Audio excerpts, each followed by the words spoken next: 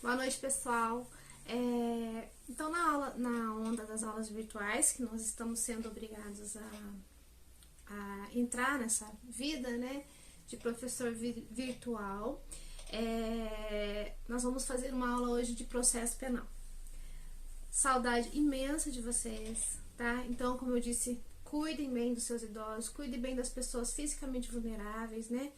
Vamos seguir em frente aí, atendendo às determinações dos órgãos de saúde, para a gente tentar sobreviver a esse vírus que tá aí, né, perseguindo a gente. Vamos falar hoje sobre modalidades de prisão cautelar. Tá, dentro das modalidades de prisão cautelar, nós temos a prisão temporária. Está prevista na Lei 7.960 de 89 e também no Código de Processo Penal. Qual que é a ideia da prisão cautelar? O NUT, ele pontua muito bem como funciona isso. Visa assegurar uma eficaz investigação policial quando se tratar de apuração de infração penal de natureza grave. Ele já deu pra gente os requisitos. Fase policial, investigação policial, crimes graves. Então, somente pode ser decretada na investigação policial. O artigo 283 caput, ele introduz a gente nessa questão das prisões cautelares. Ele fala que ninguém será preso senão em flagrante delito ou por ordem escrita e fundamentada da autoridade judiciária competente em decorrência de prisão cautelar ou em virtude de condenação criminal transitada em julgado. Tá, esse 283 ele tem a redação dada pela Lei 13.964 de 2019, então é sobre o pacote anticrime. As hipóteses de cabimento da prisão temporária, elas estão relacionadas lá nos incisos 1 e 3 do artigo 1º da Lei 7.960 de 89, tá? Então ela fala que vai caber a prisão temporária quando for imprescindível para as investigações do inquérito policial, quando o indiciado ele não tiver residência fixa, quando houverem fundadas razões de que há autoria e participação do indiciado em vários crimes graves, aí ele relaciona, ele elenca crimes graves, né? Roubo, homicídio, extorsão mediante sequestro, estupro, epidemia com resultado morte, tá? Tudo na lei, nessa lei especial que fala sobre prisão temporária. Como funciona essa duração da prisão temporária? Tá. Se o crime for comum, tá? Se o crime for comum, a gente vai ter aí uma prisão temporária com prazo de 5 dias. Se o crime for hediondo, o prazo, ou equiparado, o prazo será de 30 dias. Esse prazo de 5 ou de 30 é prorrogável por um período igual, em caso de extrema e comprovada necessidade. Essa prisão temporária será decretada pelo juiz, tá? E quem poderá solicitar essa prisão? A autoridade policial ou o requerimento do Ministério Público. Quais são os requisitos desse mandado de prisão? Parágrafo 4º. Tem que ter necessariamente o tempo de duração da prisão temporária estabelecida no caput do artigo. Então, o juiz vai expedir esse mandado de prisão, essa ordem. Ele vai ter que mencionar esse tempo de duração da prisão. A prisão só pode ser cumprida depois de expedido esse mandado, da expedição do mandado judicial. Quando for efetuada essa prisão, o preso será informado dos direitos que ele tem previstos na Constituição Federal, especialmente o artigo 5º, tá? Parágrafo 7º do artigo, ele fala assim, ó: decorrido o prazo deste mandado, a autoridade responsável pela custódia, quer dizer, quem está lá com a prisão desse agente, independentemente de nova ordem da autoridade, vai colocar esse réu em liberdade. Então lá, o juiz decretou 5 dias, o delegado está lá com o réu há 5 dias, venceu os 5 dias, o delegado, a autoridade policial, tem que fazer a soltura deste réu, independente de uma nova ordem, porque a prisão é temporária, então lá tem o tempo previsto. Como se conta esse prazo? Inclui-se, é prazo processual, é prazo que vai incluir o dia do cumprimento do mandado, então a data do cumprimento do mandado vai ser incluída, inclui o primeiro dia e vai, desculpe gente, é prazo penal, não é prazo processual.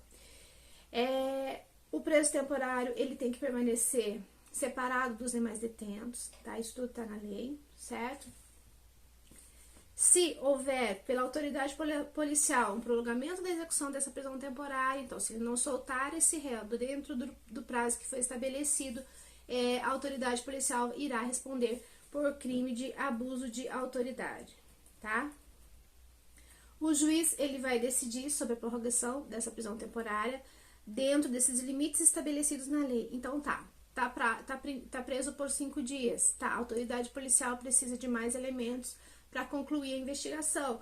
Pede ao juiz, o juiz vai deferir essa prorrogação de prazo.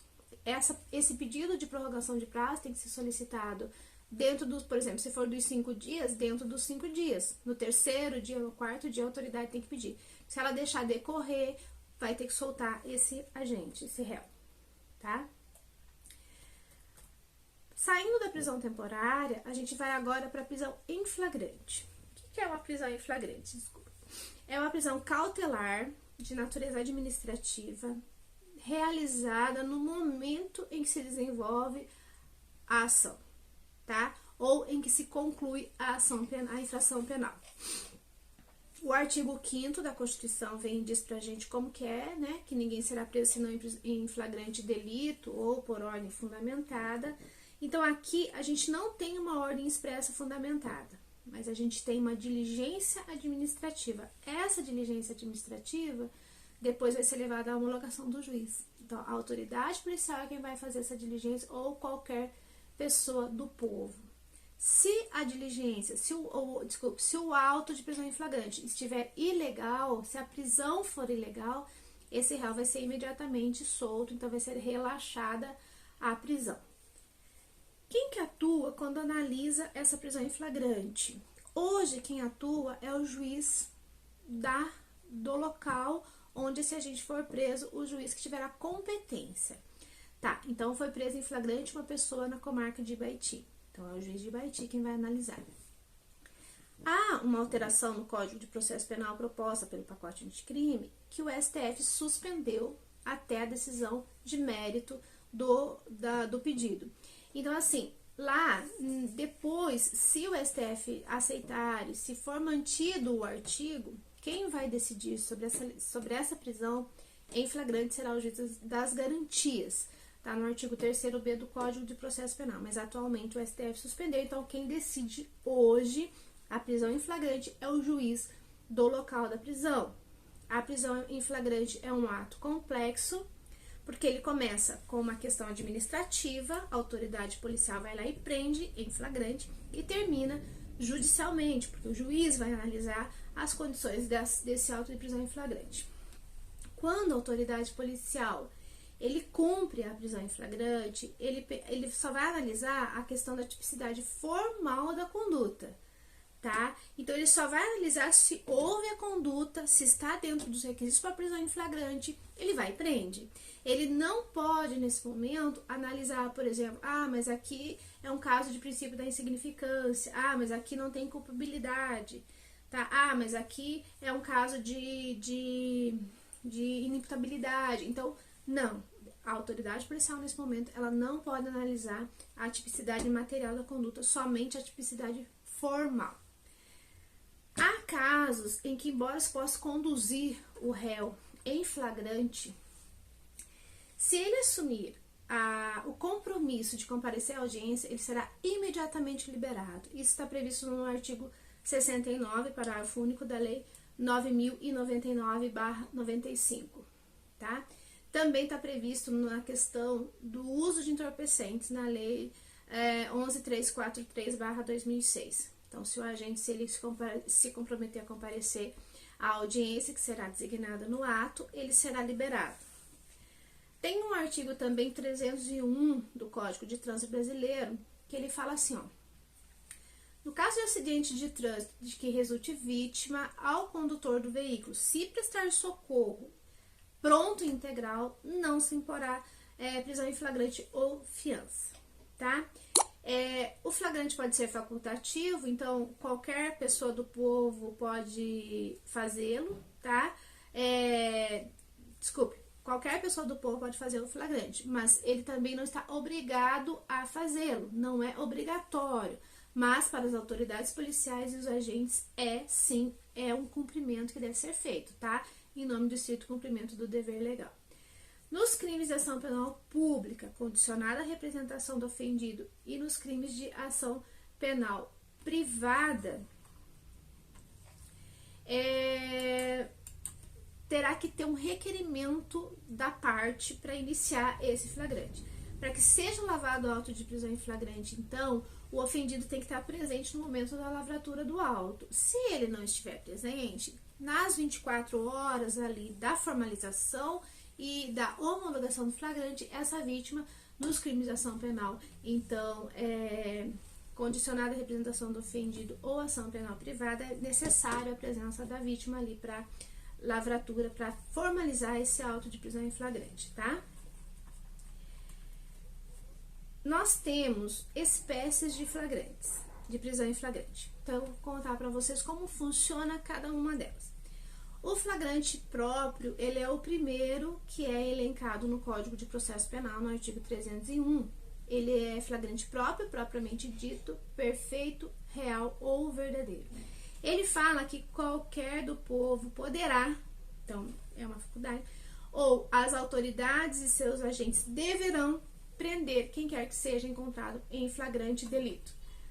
Quem está em flagrante delito? Quem está cometendo a infração penal neste momento ou quem acabou de cometer. Então, esse é o flagrante próprio. O flagrante impróprio, imperfeito, irreal ou quase flagrante é aquele que está elencado no inciso 3º e fala assim: o agente é perseguido logo após pela autoridade, pelo ofendido, por qualquer pessoa em situação que se faça presumir ser ele o autor da infração. Então, imediatamente, sem interrupção. Na sequência, esse é o flagrante impróprio. O flagrante presumido, ficto ou assimilado, ele está no inciso 4º, ele fala assim, ó, é encontrado, ou então a gente é encontrado logo depois com instrumentos, armas, objetos ou papéis que façam presumir ser ele o autor da infração, por isso flagrante presumido, tá? Não houve uma perseguição, mas é encontrado o agente com os objetos ou papéis do crime.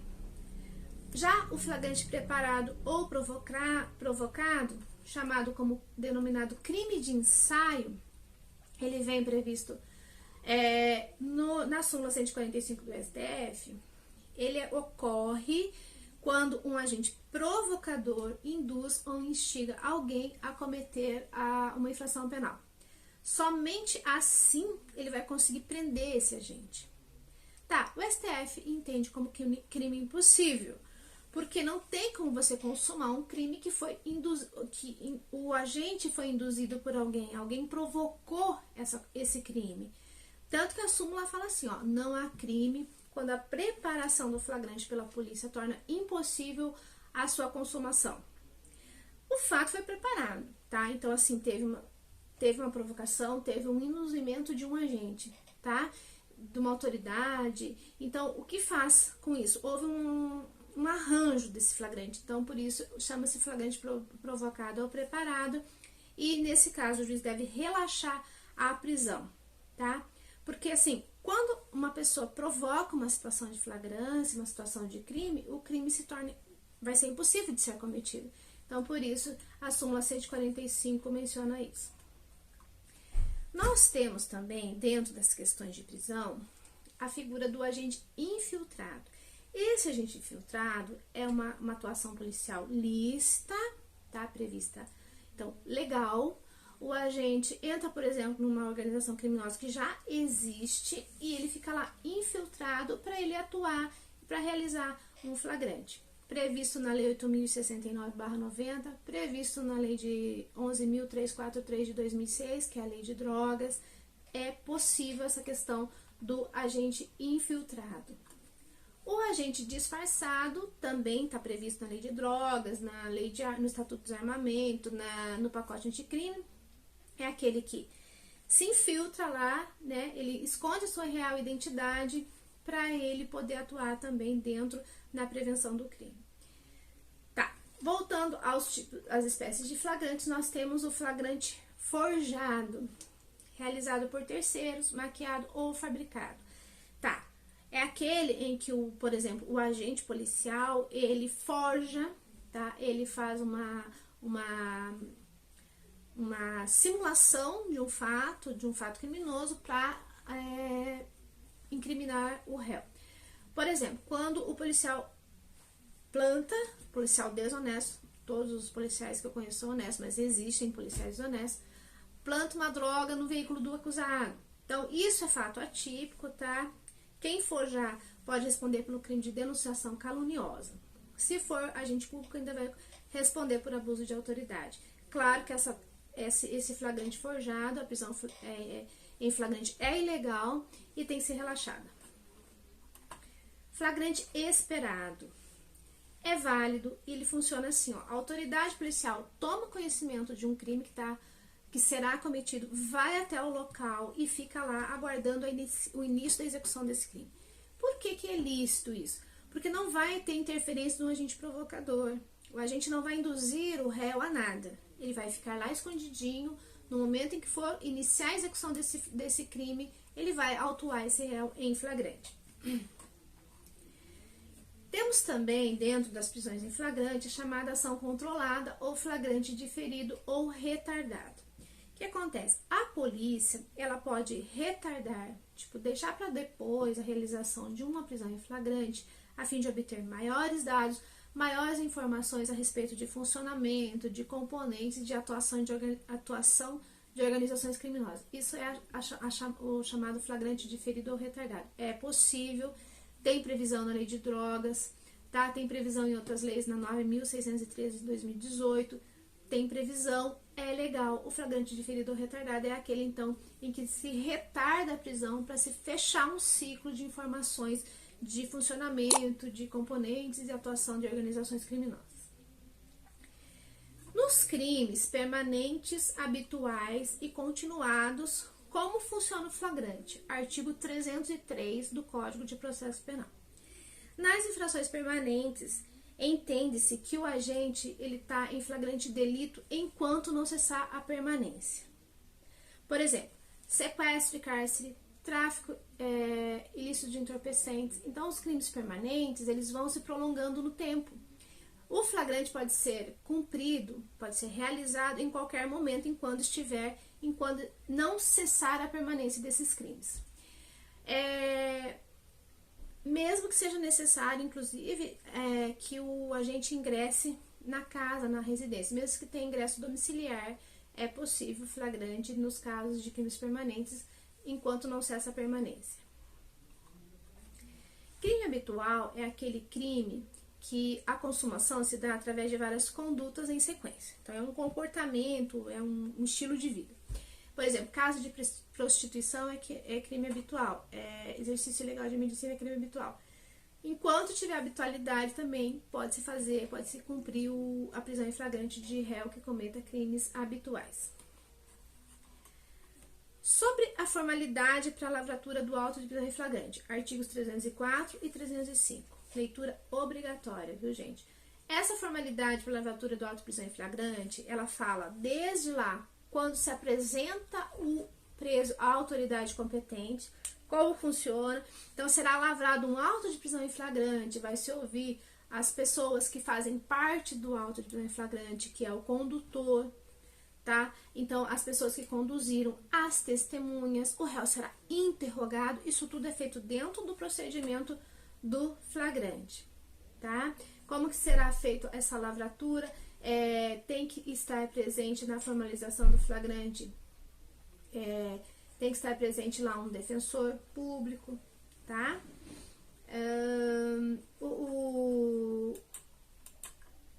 Se o escrivão ele estiver impedido por algum motivo, pode-se designar uma outra pessoa para lavrar o auto de prisão em flagrante, tá? Como eu disse para vocês, qualquer do povo pode realizar a prisão em flagrante, só que tem uma coisa. E qualquer do povo também pode ser preso em flagrante. Só que existe uma situação. Tem pessoas que, conforme o cargo que elas ocupam, ou a condição especial que elas ostentam, elas estão sujeitas a regras especiais de prisão em flagrante. diplomatas, parlamentares, federais ou estaduais, magistrados, então juízes, promotores, presidente da República, advogados, os menores de 18 anos, tem previsão no Estatuto da Criança e do Adolescente, advogados públicos federais. Olhou uma situação em que há uma prisão em flagrante, tem essas pessoas que eu mencionei, precisa verificar quais são as condições, em que condições elas podem ser presas em flagrante, porque a depender tem situações que elas não serão presas em flagrante. Como funciona? Então a gente tem uma lavratura de um auto de prisão em flagrante pela autoridade policial e nós vimos então que é preciso remeter esse auto de prisão em flagrante nas 24 horas seguintes ao juiz. Isso se chama controle jurisdicional da prisão em flagrante. Leitura obrigatória também, que eu preciso que vocês leiam 306 a 310 do Código de Processo Penal. Após a lavratura do auto de prisão em flagrante, nas 24 horas seguintes haverá o controle judicial da prisão. Toda prisão será remetida, toda prisão em flagrante será submetida, às regras do 306 ao 308. Imediatamente será comunicado o juiz competente, o Ministério Público, a família do preso ou alguém que lhe indique.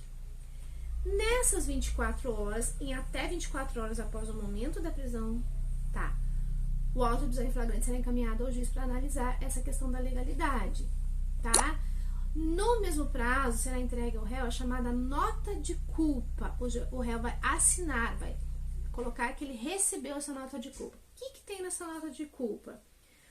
Quem foi que prendeu esse réu, o motivo da prisão dele, o nome de quem o conduziu, o nome das testemunhas. Essa nota de culpa precisa ser assinada, recebida pelo réu, e ele tem que tomar ciência disso. Então, o artigo 306 ao 310, preciso que vocês deem uma analisada nele. Temos também, dentro da questão, na sistemática da prisão em flagrante, a gente tem a audiência de custódia.